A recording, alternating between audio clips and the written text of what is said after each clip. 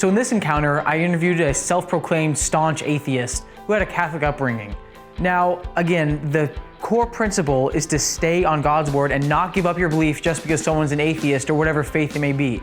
Now watch in this next clip how I respond to the accusation that the Bible is man-made and get him to think a little bit about what the Bible really says. Hey guys, we're at Bride Park with Tom, videographer. That's awesome, like us.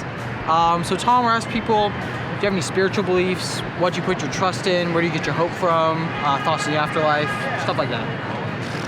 I mean, I was raised Catholic, but I kind of don't believe in any of that stuff. Okay. I would consider myself pretty staunch atheist at this point. Yeah. Okay, interesting. And would you mind just telling us what made you become an atheist, or maybe kind of your journey out of Catholicism? It was just, going to church, every Sunday with my family and just not really, connecting, feeling with anything. I kind of felt like,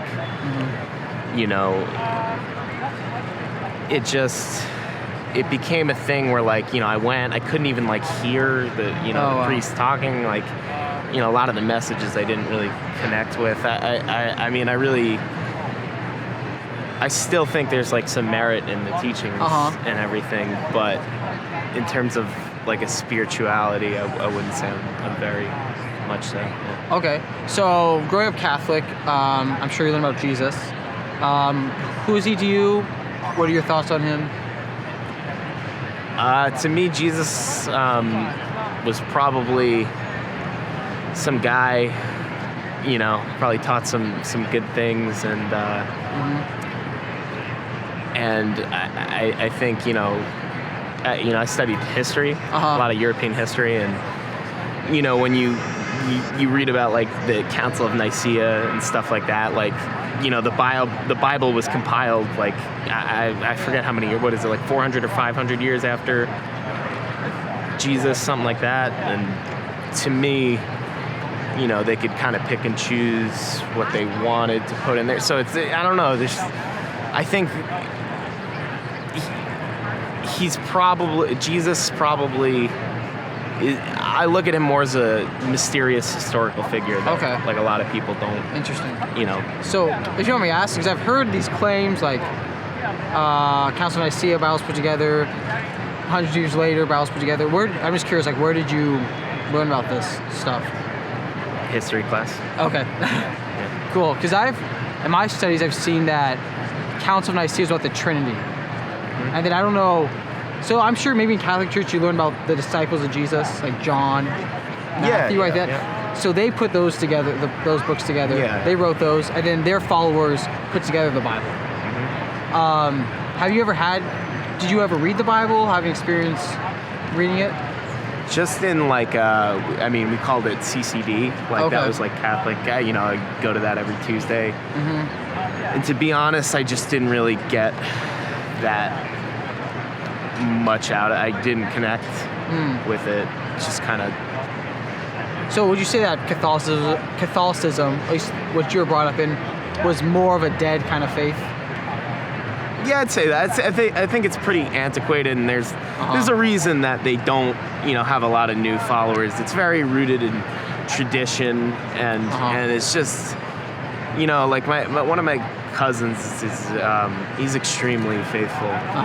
Very very Catholic. Writes for a Catholic editorial magazine.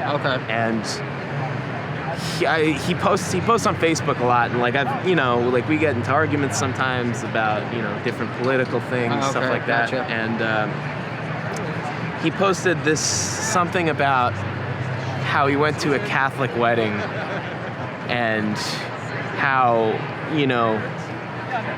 how disgusted he was by the fact that people, their kids were playing with toys during the service, and nobody was paying attention. And I was like, that's because nobody listens anymore.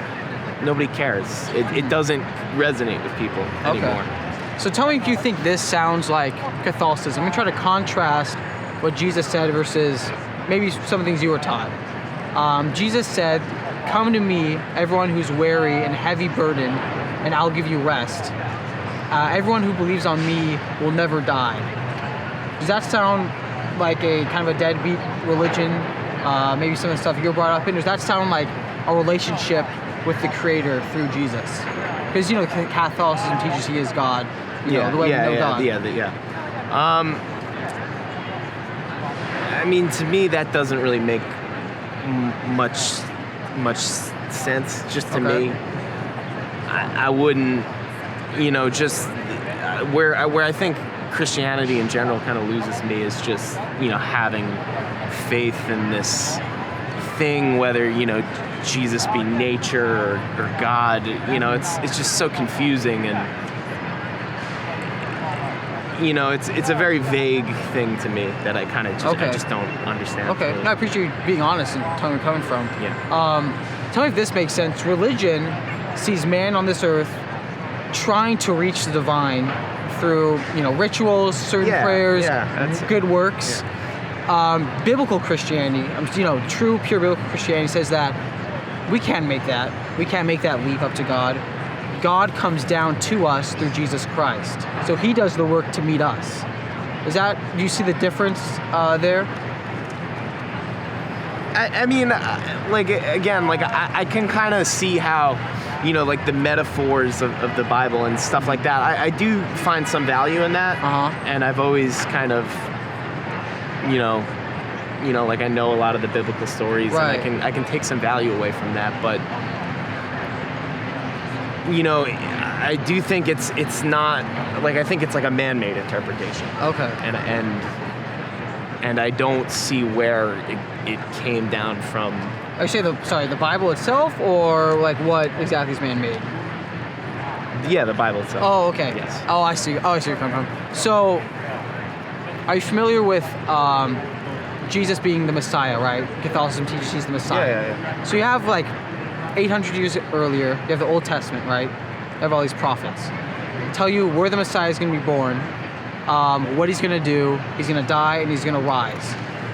If the Bible's the only book that can foretell the future, for example, it says Jesus will be born in Bethlehem, there's 2 of them, it tells you the exact one, it tells you the Messiah would die on the cross, would rise. Once you see how from that we see, okay, this is the only book in the world that foretells the future. That's in the Old Testament? Yes, sir. Yeah. It's in Micah chapter 5, Isaiah 53. Why don't Jews believe in Jesus then?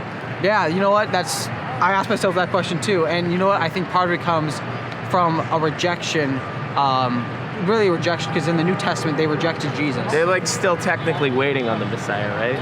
They say he's waiting. Yeah. There's a couple we're called Messianic Jews which believe he's the Messiah, but some don't. But you know what? And that's all I can leave you with. That we have those prophecies in the Bible that foretell the Messiah. I've been thinking about reading it, just because I think even just to understand a lot of the modern day culture, you have to kind of know the Bible. In order to understand Moby Dick, you got to know the Bible, stuff like that. Right, So, a lot of allusions and stuff too. Yeah. Man, I just encourage you to read the Bible and to look at that. I know for me, especially reading Gospel of John, seeing how much God cares for us and loves us and wants to fill that void we have. We all have this void in our life where we're all longing for something, and how Jesus can fulfill that. So hey man, I really appreciate you talking to us. Appreciate talking to you. For more information on witnessing to cults and other religions, go to our website, pleasetellmethetruth.org.